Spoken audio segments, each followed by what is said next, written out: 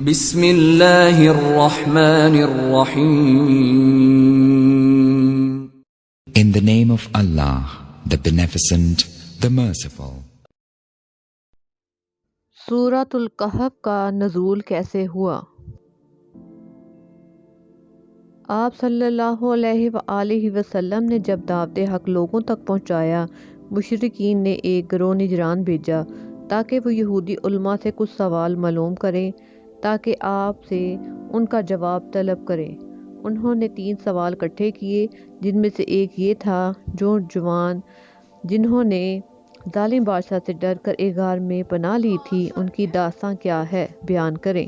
اللہ پاک نے اسی وقت سورہ کہف نازل کی تاکہ آپ ان کے سوالوں کا جواب دے سکیں۔ دقیانوس کیسا بادشاہ تھا؟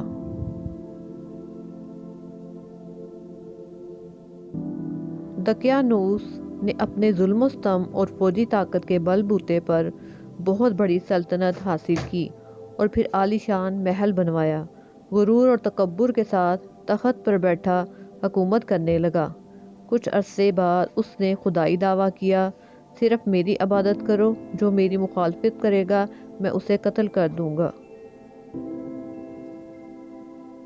ایک دفعہ جب ایک درباری نے بادشاہ دقیانوس کو اطلاع دی کہ ایک لشکر حملے کے لیے تیزی سے ہماری طرف آ رہا ہے اور سرحد پار کرنے والا ہے، تو اس کا رد عمل کیا تھا؟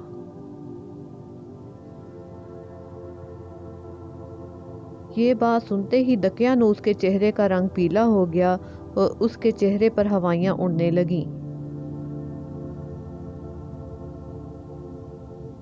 وہاں بیٹھے درباریوں کو اس بات پر تعجب کیوں ہوا؟ انہوں نے سوچا کہ اب بھی تو یہ خدائی دعویٰ کر رہا تھا، مگر یہ بھی عام انسانوں کی طرح کھانے پانی کا محتاج ہے، کبھی خوش ہوتا ہے اور کبھی ڈرتا ہے، کبھی جاگتا ہے اور کبھی سوتا ہے۔ یہ سب کام خدا کے لیے نامناسب ہیں۔ اس درباری نے اپنے باقی دوستوں سے کیا بات کی؟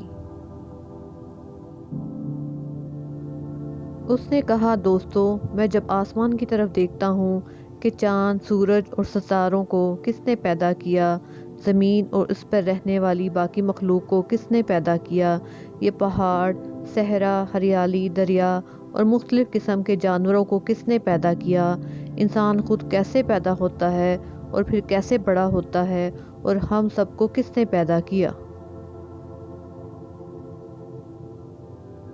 وہ نوجوان کس نتیجے پر پہنچے؟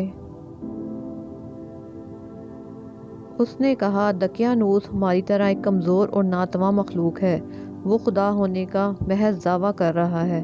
خدا تو وہ ہے جو پوری کائنات کا پیدا کرنے اور پالنے والا ہے۔ اس کے تمام دوستوں نے اس کی تائید کی۔ اس نے دقیانوس کے شر سے بچنے کے لیے کیا تاکید کی؟ اس نے کہا، بادشاہ سے بچنے کے لیے ہمیں اس شہر سے نکلنا پڑے گا۔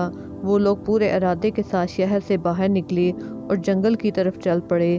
راستے میں ایک چرواہا ملا، اس کے پاس انہوں نے آرام کیا۔ اس کے بعد وہ نوجوان چرواہا اور اس کا کتا بھی ان کے ساتھ چل دیا۔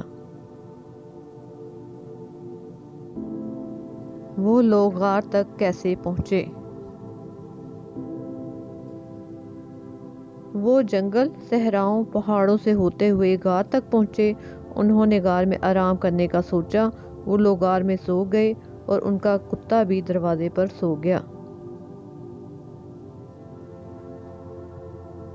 غار میں سورج کی روشنی کیسے داخل ہوتی تھی؟ غار بہت بڑا تھا۔ جب طلوع آفتاب کے وقت اس کے دروازے پر روشنی پہنچتی اور غروب کے وقت بھی غار ایک بار دوبارہ روشنی سے چمک اٹھتا۔ اصحاب کہف کتنا عرصہ تک غار میں سوتے رہے؟ یہ با ایمان اور صالح نوجوان تقریباً 309 سال تک غار میں سوتے رہے۔ یہ نوجوان کتنے تھے، ان کی تعداد کے بارے میں اختلاف ہے۔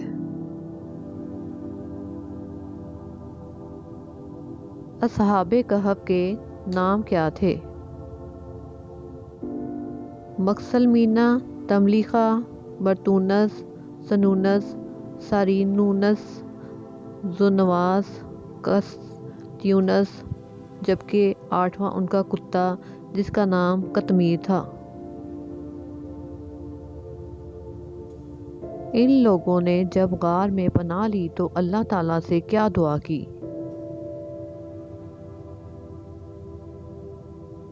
اے ہمارے رب، ہمیں اپنے پاس سے رحمت عطا فرما اور ہمارے کام میں ہمارے لیے آسانی فرما دے۔ سورہ کہف۔ بادشاہ دقیانوس نے جب ان نوجوانوں کے بارے میں معلوم کروایا کہ وہ غار میں ہیں تو کیا حکم دیا؟ اس نے کہا غار کو ایک مضبوط دیوار سے بند کر دو تاکہ وہ اندر ہی مر جائیں۔ یہ کام جس شخص کے ذمہ لگایا وہ نہایت ایماندار اور نیک تھا۔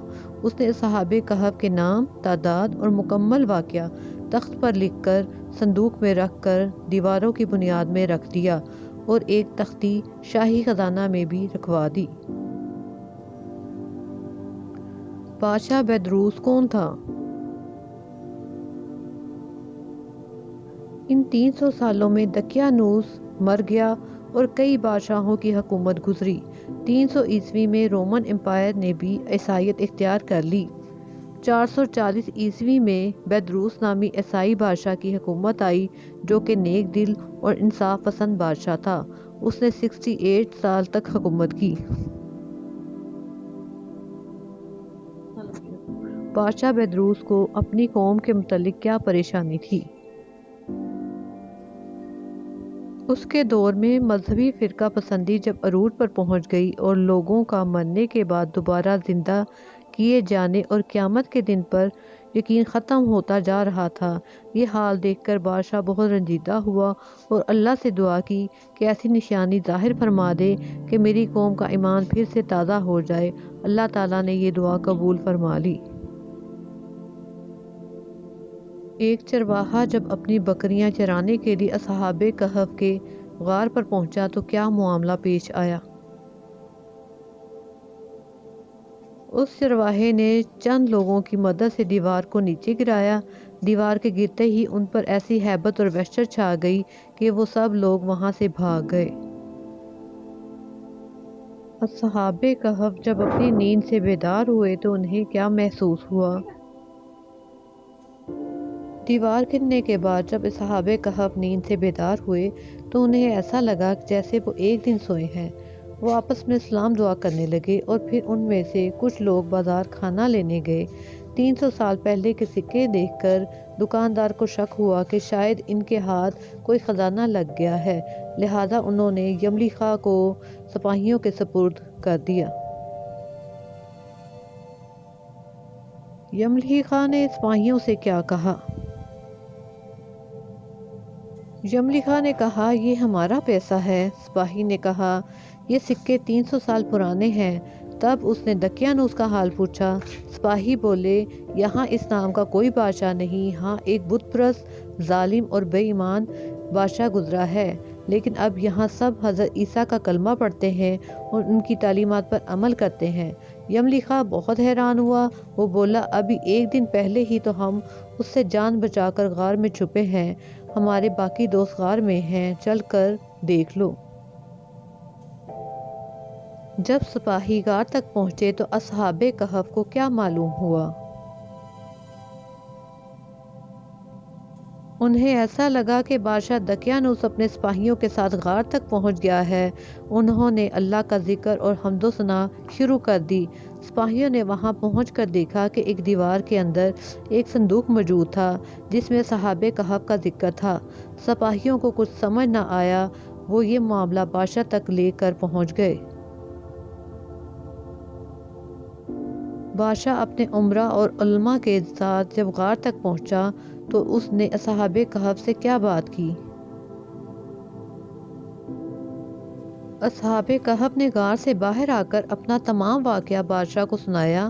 بادشاہ اللہ کے حضور سجدہ ریز ہو گیا کہ اللہ نے میری دعا سن لی۔